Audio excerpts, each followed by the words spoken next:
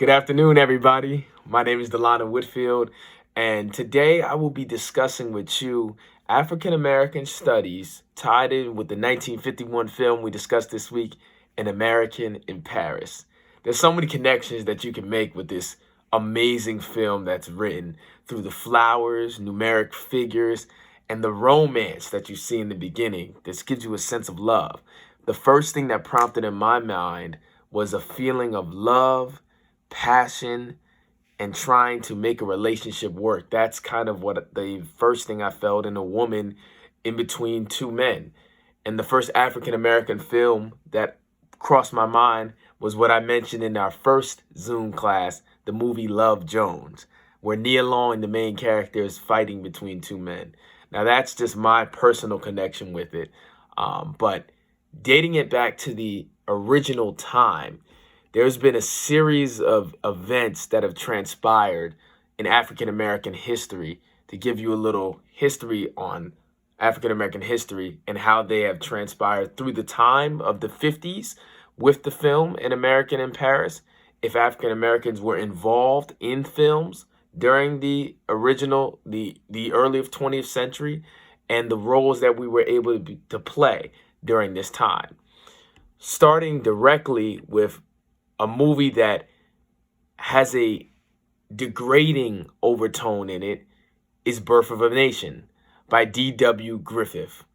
It was made in 1915, and actually it was originally called, which most people don't know, The Original Klansman, which pretty much it's a story about, I guess you could say, someone playing blackface, and I hate to use the term. Al Jolson did it for years in the 30s. There was definitely millions of shows like Little Black Sambo, someone tap dancing and dancing on TV wearing blackface, and tons of degrading shows that were shown in the early 20s, 30s, and even to early right in the 40s with shows that were degrading to black folks. So Birth of a Nation is the original first film where you saw someone portrayed as a black person in a negative light. From there, you went on to tons of movies in the 50s and 60s that showed the black struggle. You had Native Son. You had the Harlem Globetrotters, which was positive for basketball. They were both made in 1951.